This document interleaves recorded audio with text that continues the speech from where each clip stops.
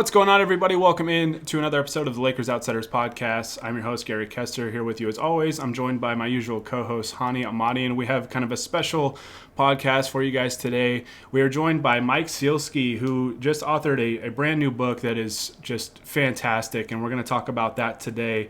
It is called The Rise, Kobe Bryant and the Pursuit of Immortality.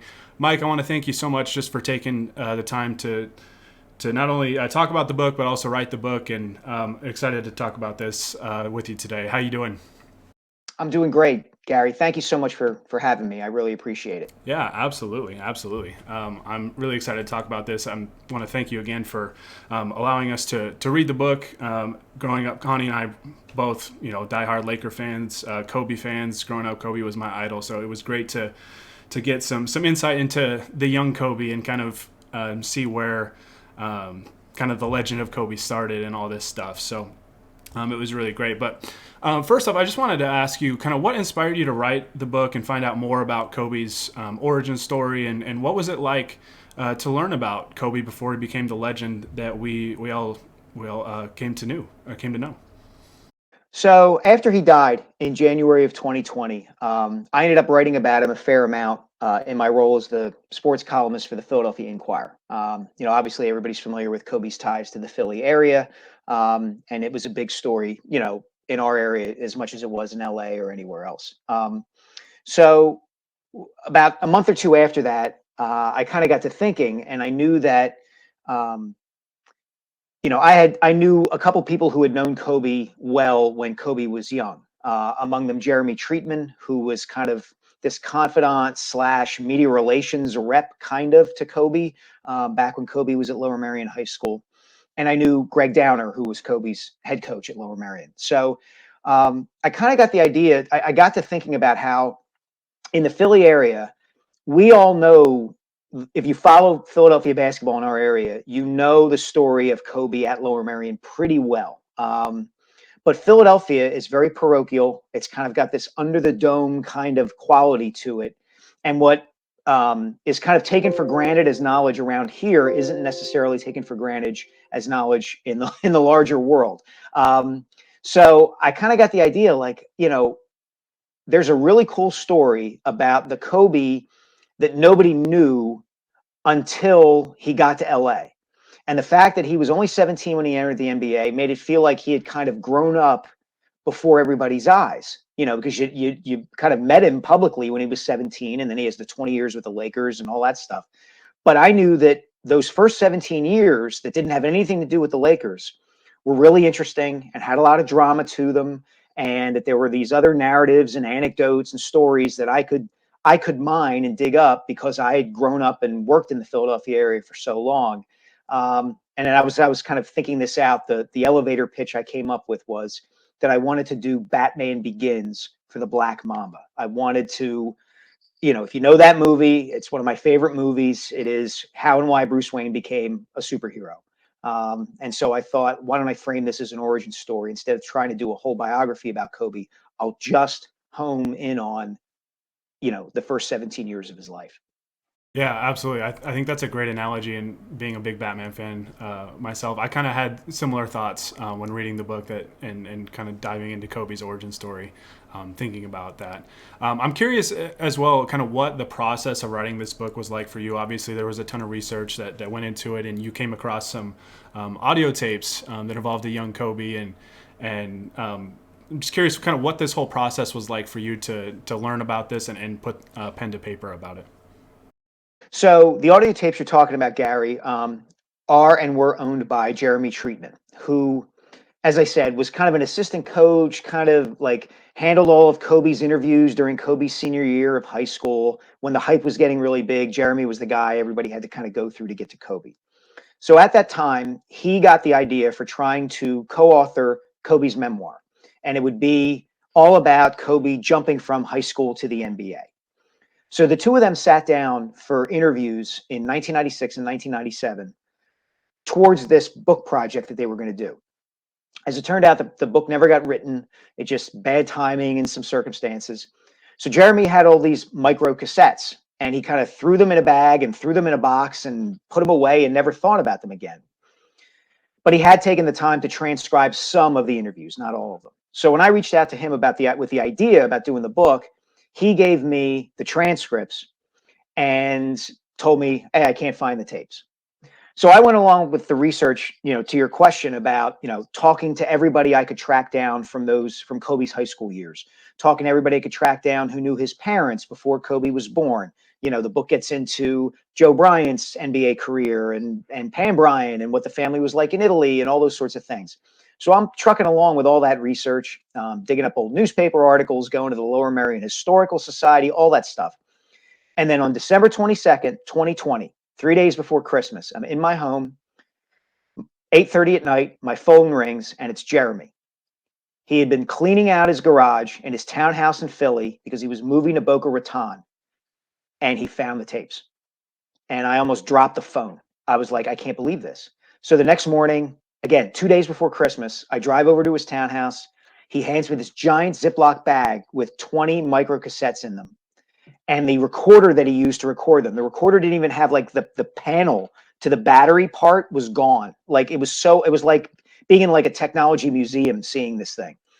So he handed it all over to me, and I spent the next month listening to these tapes and hearing what a 17, 18-year-old, even 19-year-old Kobe thought about his relationship with his parents, what it was like to meet Michael Jordan or Shaquille O'Neal the first time, what it was like to take Brandy to the senior prom, what he thought of Del Harris, his first coach with the Lakers. Spoiler alert, not much. Did not like him. So I mean, it gave me chills listening to this. And it's a clunky phrase, and I'm not sure it's even appropriate, but it was almost like listening to Kobe from beyond the grave.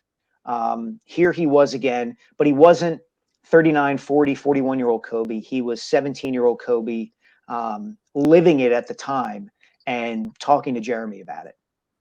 Yeah, it's really interesting because we obviously all knew Kobe, the Laker, right? The legend that became the adult that just had this unbelievable 20-year career with the Lakers. But learning so much about kind of the kid that became that legend was just really eye opening. And I do want to talk about the Del Harris point a little bit later on because I'm really fascinated to hear more about it. But I guess my last follow up to kind of the start here is what were kind of some of the takeaways or things that maybe you learned during this process that you didn't really expect to when you began the process of writing this book? I would say the big one, Gary, was I was really fascinated by Kobe's search for his identity away from basketball, right? Like we all knew Kobe from his career in the NBA as the hardest working guy, totally devoted to, wringing every drop of basketball ability he could out of himself, right? Like he's going to work harder than everybody else. He's going to stay at the gym longer, all of those things. He had that as a young kid too. And some of the more revealing anecdotes in the book and what I learned is how committed he was at such a young age to being that great and the lengths that he was willing to go to be that great, sacrificing time with a social life, the kind of drills he would put himself through, driving around to playgrounds in Philly and having a friend scream at him while they're playing basketball. Like, you're not black enough. You're soft. You go to a white school because he was, Kobe was already hearing those things and he knew he was going to continue to hear those things. And he wanted to kind of emotionally protect himself, right? Learn how to deal with it. But his search for his identity as a kid in the environment of Lower Merion High School and Lower Merion Township in the early 1990s really interested me. So, for instance, I had not known this until I started researching the book. Kobe joined the Student Voice at Lower Merion, which was their high school's chapter, basically their Black student union. Nobody ever talked about this. I had never heard anything about this.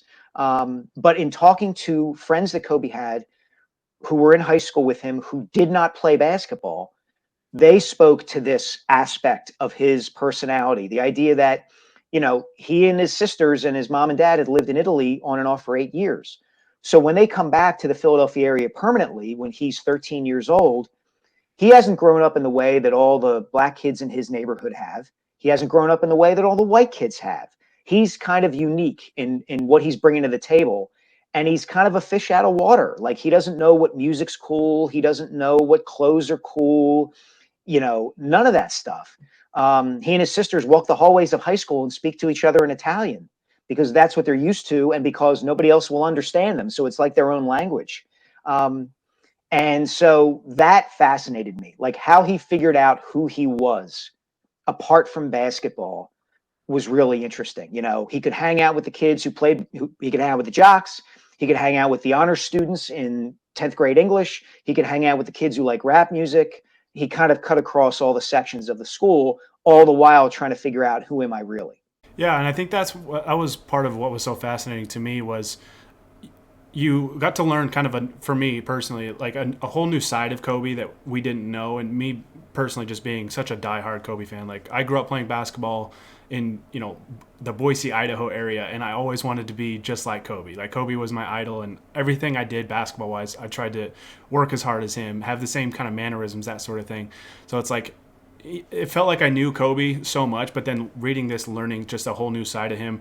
While also you kind of mentioned, there were certain things about him, even as a young man, that we saw as the Black Mamba. And one line that made me just smile and laugh was he was picking up a friend, and it said it was about 90 degrees outside, and he had the heater going in his car. And it was driving the friend crazy, and Kobe said something along the lines of, I'm going up against Jerry Stackhouse. I got to be warm. I got to be ready. And I was like, that was classic Kobe, even at a young age. It's just, that's just a quintessential Kobe. Yeah, that was the summer of 1995. Like that, in some ways, that was the turning point of his career in life, right? Because that's the summer where he's scrimmaging and playing pickup against all these NBA players in the Philadelphia area who happened to be there. A lot of Sixers players at the time. Jerry Stackhouse obviously was one of them. There were others, guys like Rick Mahorn and Sean Bradley and Sharon Wright and a bunch of D1 college guys there too. And because he holds his own and then some against those guys, he knows I can make the jump. I don't have to go to college. I can go straight to the NBA from high school. But what's funny about that anecdote, Gary, that I didn't realize until the book was already finished, was that anecdote involves Kobe and a friend and teammate of his named Emery Dabney, who was a couple years behind him at Lower Merion. And they're both going to these workouts, and it happens exactly as you describe it, which is Kobe's got the heat going on a 90-degree day because he needs to stay warm to play against Jerry Stackhouse. And so Emery told me that story. I finished the book, and I ended up talking to Emery again months after the book was done. And we were talking about that anecdote, and Emery adds, and I left out the one part where I said to Kobe, it's 90 degrees outside and we've got the heat on in the car. What are we doing? And Kobe says, well, I got to stay warm for Stackhouse. And if you don't like it, you can get out. And they're at a traffic light, like on the way to the gym. And it's like, oh my God, but again, to your point, that's who he was when it came to basketball. It was, I'm willing to do anything I have to do to be great. And if you're not along for the ride, if you don't see it the way I do, you can get out. Mike, moving on to some of the details in the actual book, one thing I really appreciated about how you started it was focusing a lot on Kobe's family. First couple chapters are about his mom and dad. You talk about his sisters. And a lot of that, at least for me, was information that, other than knowing Joe Bryant played for the Sixers and played in the NBA and played in Italy, there was not a whole lot of information that I knew.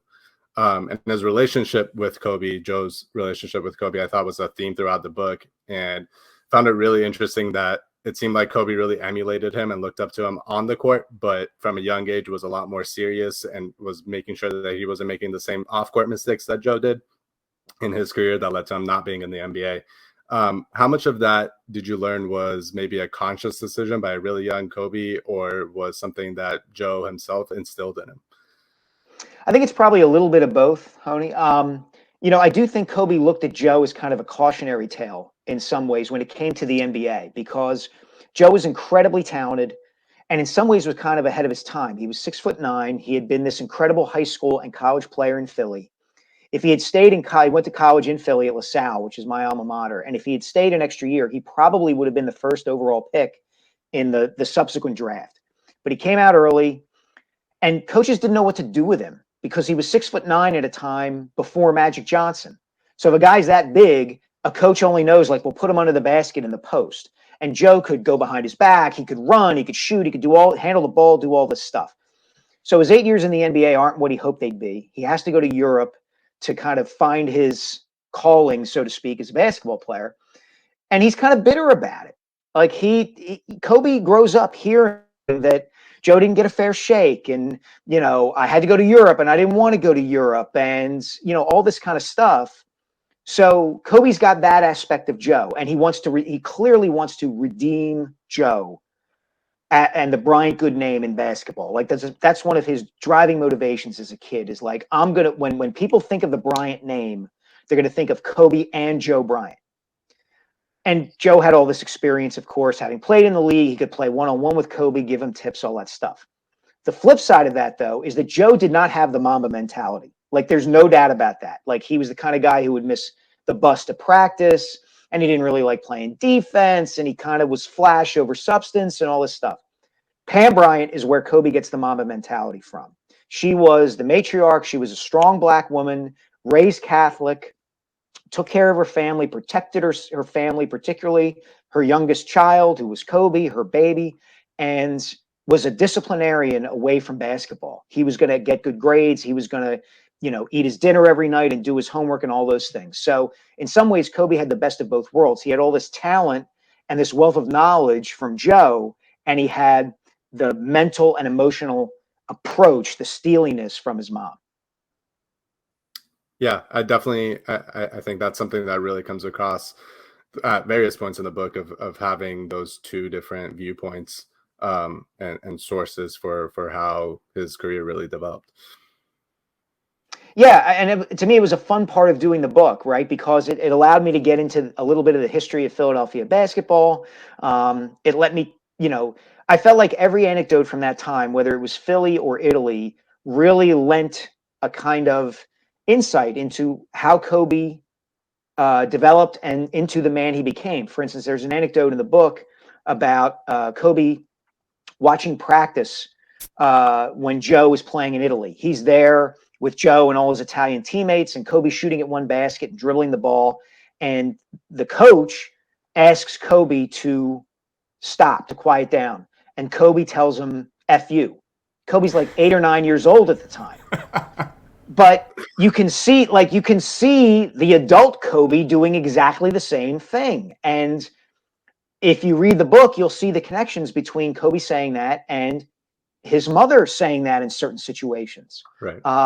And you notice that, Kobe gets indulged when it comes to basketball. He's kind of allowed to do what he wants to do and the way he wants to do it by Joe and Pam. They're disciplinarians in certain respects, but not when it comes to him and his basketball career. And, there it is. When he's 8 or 9 years old, you can see the Mamba he's going to become. Yeah, Kobe was definitely not afraid to pull punches when it came to basketball. And one thing that he was very critical of was when he got older, especially, was the AAU system.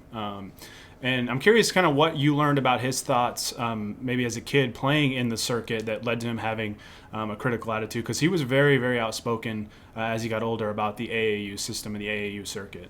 It's an interesting kind of breakdown, right? So he plays a lot of summer league ball, and he's on the AAU circuit in and around Philly when he's young.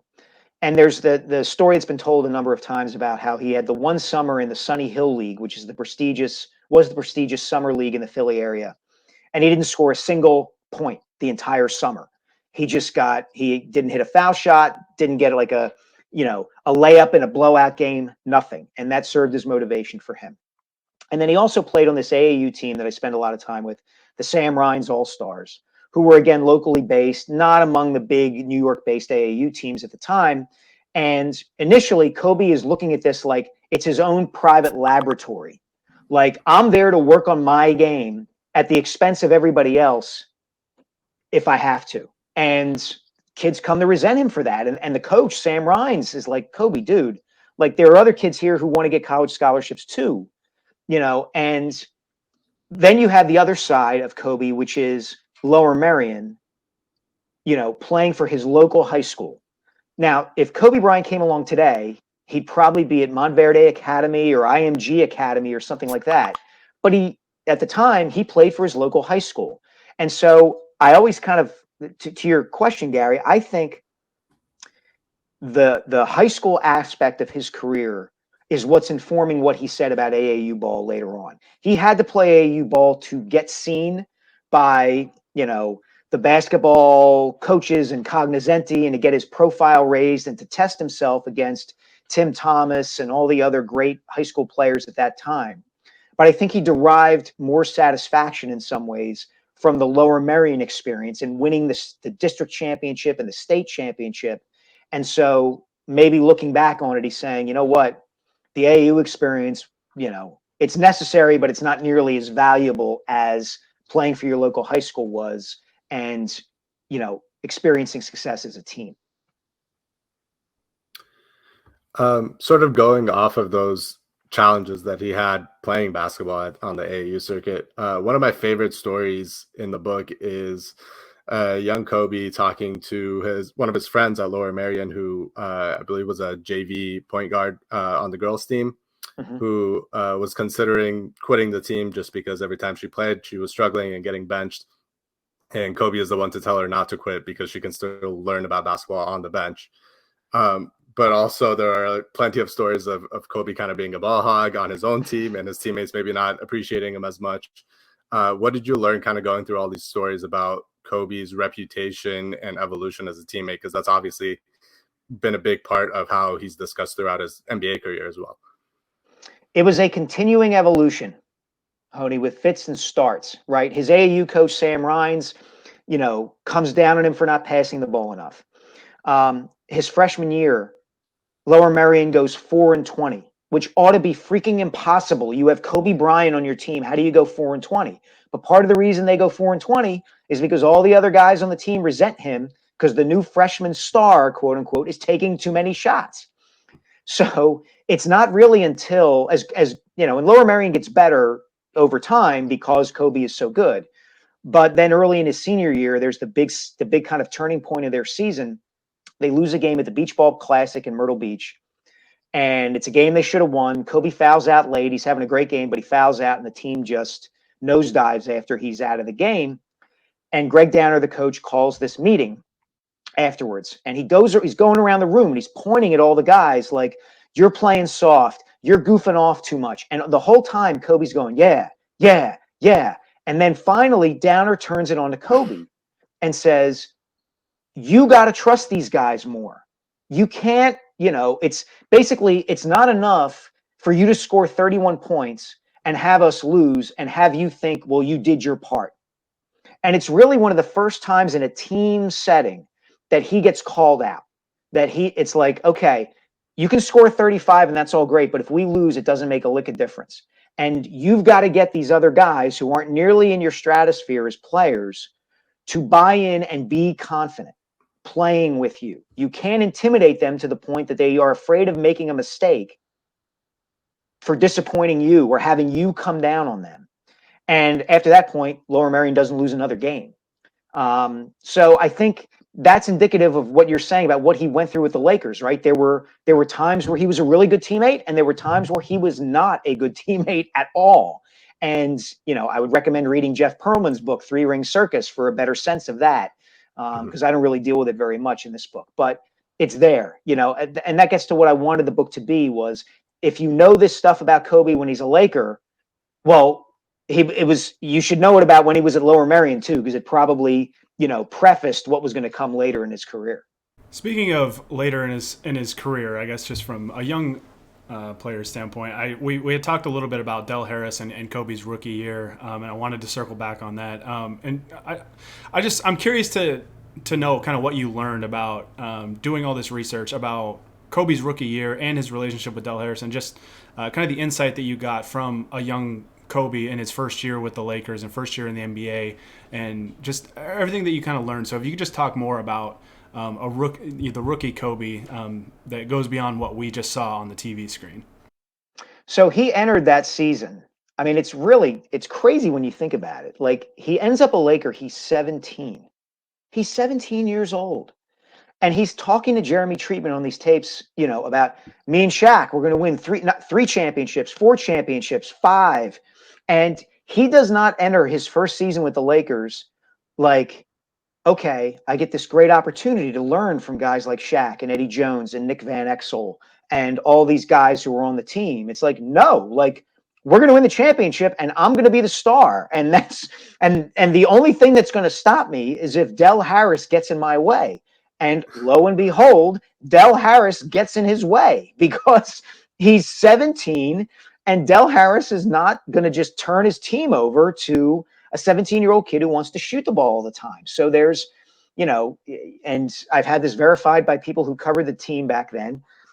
Kobe would be dribbling too much and Harris would be yelling at him from the sideline, "Stop dribbling. This isn't high school. Blah, blah, blah." And Kobe would come back to the bench furious. And he's telling Jeremy Treatman, "Del Harris is trying to hold me down. He's trying to keep me down. And this effing guy, blah, blah, blah, blah, blah. And he just doesn't want me to do well." And it's like, on the one hand, you're thinking like, okay, maybe there's something to the idea that Del Harris doesn't see how great Kobe is and can be. But on the other hand, it's like, dude, you're 17, 18 years old. Like, what do you think he's going to do? He's got Shaq and Eddie Jones and Nick Van Exel and all these other guys on the team. Do you really think he's going to let you just do whatever you want on the court? But he really did. And again, you contrast that mentality, that thinking at that time with what he's doing away from the court. Like, he's playing a game on a Thursday night or a Friday night, and he's calling up his agent's assistant, asking if he can come over so they can watch HBO together, to watch Mr. Bean together, because he doesn't have any peers on the team. There's nobody he can spend any time with. He would go to this woman's house, Alyssa Grabow, who was kind of Kobe's caretaker his first year with the Lakers. And she would be having a dinner party. She was in her late 20s and she's got her friends over to hang out. And they're sitting around having glasses of wine. And Kobe's sitting in the living room just watching TV, not talking to any of them. And it's like, what is this kid doing here? And she was kind of his babysitter in some ways, because he's starting to feel his oats, right? He's living with his mom and dad in Pacific Palisades. They have this incredible house. She's cooking dinner for him as if he were still in high school. But he's like, I'm an NBA player now. I kind of want to do my own thing. And, I can't do it on the court and I can't really do it away from the court. So where does that leave him?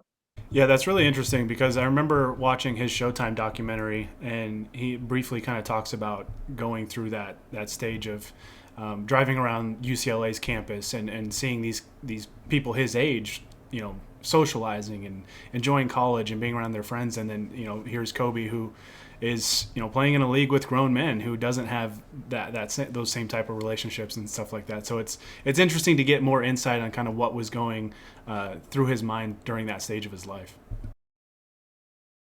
Yeah, it's such a almost clean dichotomy, right? A break between who he was as a player and who he was away from basketball, right? Like, there's this one anecdote that I just love. This might be my favorite anecdote in the whole book, where after he ends up with the Lakers after the '96 draft, he's talking to Arn Tellem, his agent.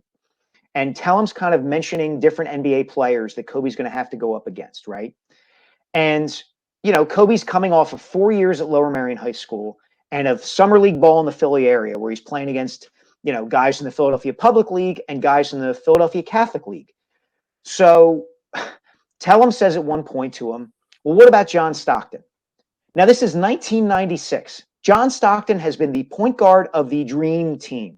He's about to lead the Utah Jazz with Karl Malone to back-to-back NBA finals, where they lose to Michael Jordan and the Bulls, right? Like, those two Jazz teams are two of the best teams ever to not win a championship. John Stockton's one of the three best point guards ever. His views on vaccination notwithstanding, which came out today. I don't know if you heard that. Yeah. Tellem says to him, "What do you think of Stockton?" And Kobe's like, "Yeah, I played against a lot of guys like that from the Philadelphia Catholic League." So what he's saying is, like, he's taking John Stockton and reducing him to all like the short, white Irish point guards that he would go against in these summer leagues around Philly. The best point guard in the NBA is just like that kid from Monsignor Bonner High School who I played against 2 years ago. And he reduces Stockton to this cultural stereotype like that.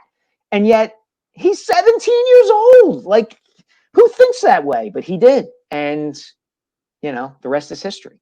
He basically looked at John Stockton and thought, it's the same thing as playing against Gary Kester in high school. Yeah, that's pretty much it. Like I played like against guys like that my whole life. Oh, okay. All right. You've played against a guy who's a 10-time All-Star, 9-time assist leader, all-time leader in steals or whatever. Yeah, sure. Yeah, you've gone against guys like that, kid. Okay. I've seen Gary's tape. I think that's a fair comparison.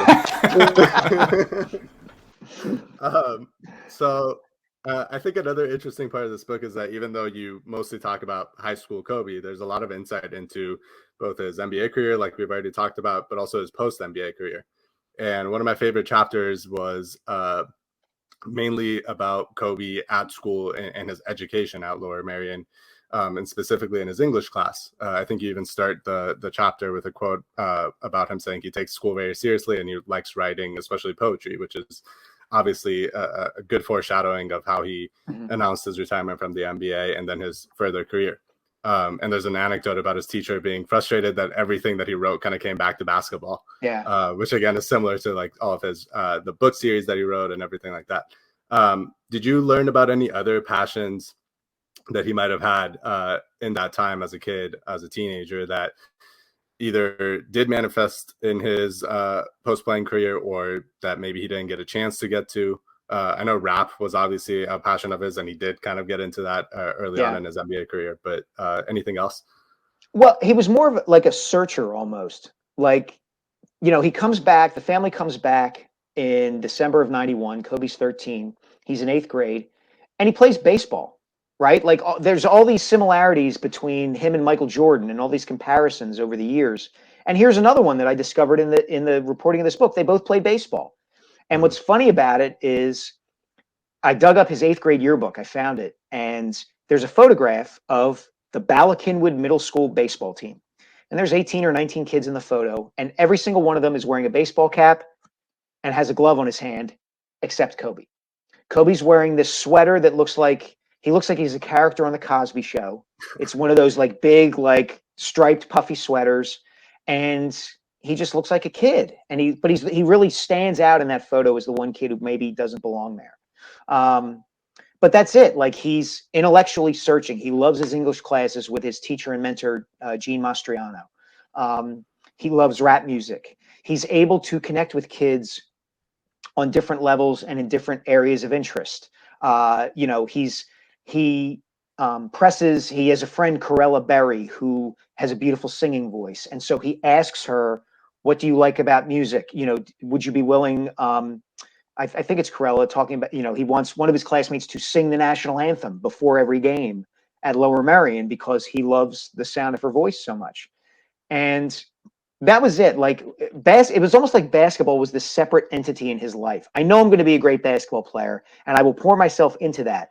But in those moments where I'm not, let me see what else is out there, whether it's storytelling or rap music or, experiencing Italy and being able to take in a different culture and, being open to people of all kinds of backgrounds and races and all that side of stuff. He did not have a homogenous upbringing. And I think he embraced that to a great degree. Yeah, it was always amazing to, especially just as Kobe got older, to kind of learn about what things piqued his interest and really drove him outside of basketball and things that he was so passionate about. So it was really fascinating to be able to learn that aspect of that side of Kobe and that aspect of his life. I do want to. I don't know, end this pod, I guess, on kind of a more sad note, but I couldn't help but think we're recording this on a Sunday morning. At least we are early Sunday, and we're about 3 days from the anniversary of Kobe's death. And the book starts with looking at those people that are close to him, Greg Downer, Jeremy Treatman, reacting to the news of Kobe's death. So I'm curious because a lot of people obviously link Kobe to Los Angeles, right? He was arguably the greatest Laker ever, 20 years with the same team, 5 championships, all the accolades, all that stuff. I'm curious to know what impact his death had in the Philadelphia area, being that he, has his roots are there, right? Like everybody knows that young Kobe was there, became this basketball phenom at Lower Merion High School. So I'm curious to know kind of what impact his death had in the Philly area. So there's two distinct answers to that question, Gary. Let's take the Philadelphia area as a whole first, the macro. Kobe always had a really fraught relationship with the city of Philadelphia in particular and its surrounding communities. Um, in part because there was always this debate about, is he really from Philly? You know, he was born outside the city, and you know, Lower Merion the stereotype of it is this very rich, posh suburb just outside the city, a lot of old money, all that kind of stuff. And you know, when the Lakers played the Sixers in the 2001 finals, he said he was going to rip the hearts out of the Sixers and their fans. And a lot of that angst over Kobe in the Philadelphia area, I always thought, came down to the fact that he was exactly the kind of player who, if he had ended up with the Sixers and played here 20 years, would have been a god. They would have loved him unconditionally and more than any other athlete in the city's history because of how he approached, generally speaking, how he approached winning, his commitment to preparation, all of that kind of stuff. So there's that. And so, you know, Kobe had softened in his latter years in the league, and his last game in Philly, he was, you know, there was this warm embrace of him because it was over and his career was ending. And there was a lot of sadness when he died in and around Philadelphia. For the people who knew him at Lower Merion, everything was a little bit different, in large part because the people he knew at Lower Merion, or who knew him from Lower Merion first and foremost, really looked at him as a point of pride for that community. And so that his death hit them that much harder. And more than that, the people who knew him when he was in high school, to a great degree, continued to see him as the kid they saw in the hallways or in class or playing Ridley High School on a Friday night. You know, it's like you guys or me would be with the people we went to high school with. In some ways, I have very close friends from high school, and in some ways, I still see them as the 18-year-old young men and women who they were back then. And Kobe was still that, for all his stardom and all his achievements, so many of his friends from back then still looked at him as, hey, he's just Kobe.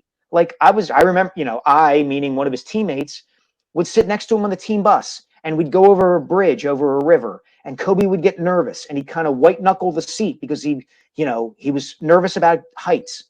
That's who they remember. That's the guy they remember. And so their sadness over losing him was in some ways deeper and more acute even than anybody in Los Angeles. And I don't mean to suggest that it was worse for people in Lower Merion. I just mean it was different. And I think their roots with him made it different. Yeah, absolutely. I think that's a great point on kind of how we look back on just certain people that we know that maybe we grew up with that, you know, I've got lifelong friends that I still see kind of like the sixth or seventh grade version of them, and a lot of times in my eyes, even though they're, you know, grown up and married and have kids now or all this sort of thing. So it's a really interesting dynamic for those that knew Kobe before he became the Kobe that people like me knew. So it's really interesting to kind of hear that aspect of it, because obviously his death and his legacy just, I mean, it's a global thing. It, you know, spans the entire globe, and I want to thank you for sharing kind of what it meant really, where you know, he was really in those formative early years.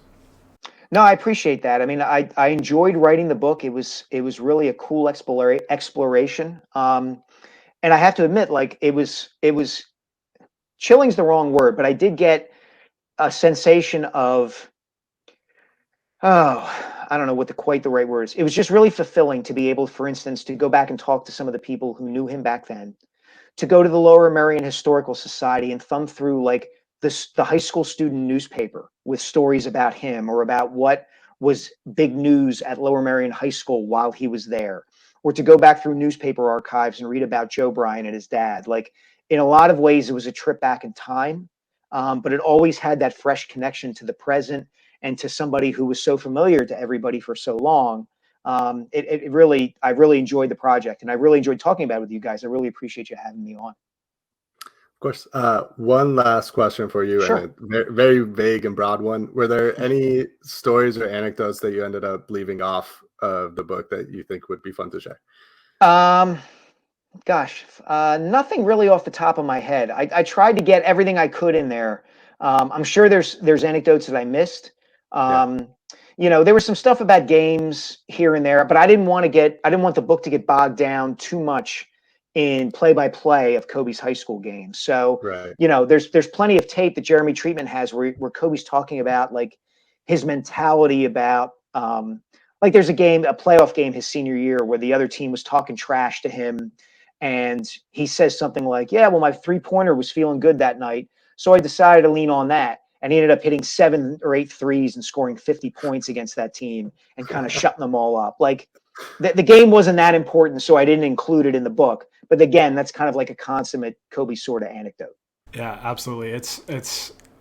It brings a smile to my face, like seeing the Kobe that like we grew to know and love, still being there with high school Kobe and early years Kobe, because he truly was one of a kind, and still somebody I think about very often. And it's just incredible what his legacy has been beyond the game of basketball and beyond his life.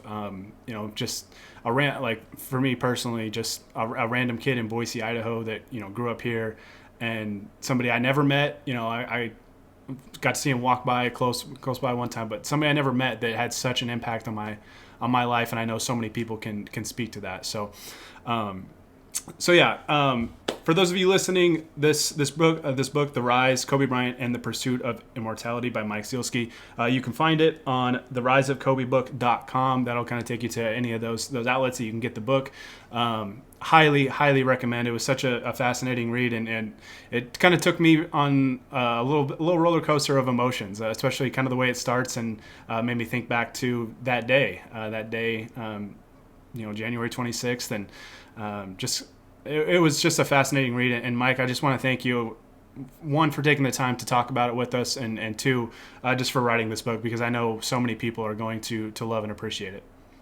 Guys, I really appreciate it very much. I enjoyed this, and thank you so much for the kind words about the book. And I hope Lakers fans everywhere really enjoy it. I wanted it to be an honest rendering of who Kobe was, and I think I hope I did that, and I hope everybody enjoys it. Absolutely. So this pod will be up on all the podcast platforms, and we'll put it up on basically all of our socials, YouTube, Facebook, all that sort of thing. So if you listen to this pod and you haven't bought the book, go buy the book. It's a great read, and you will not be disappointed. So Hani, Mike, thank you guys so much for taking time out of your day to talk about this. And for those of you listening, thanks for listening, and we will catch you guys next time.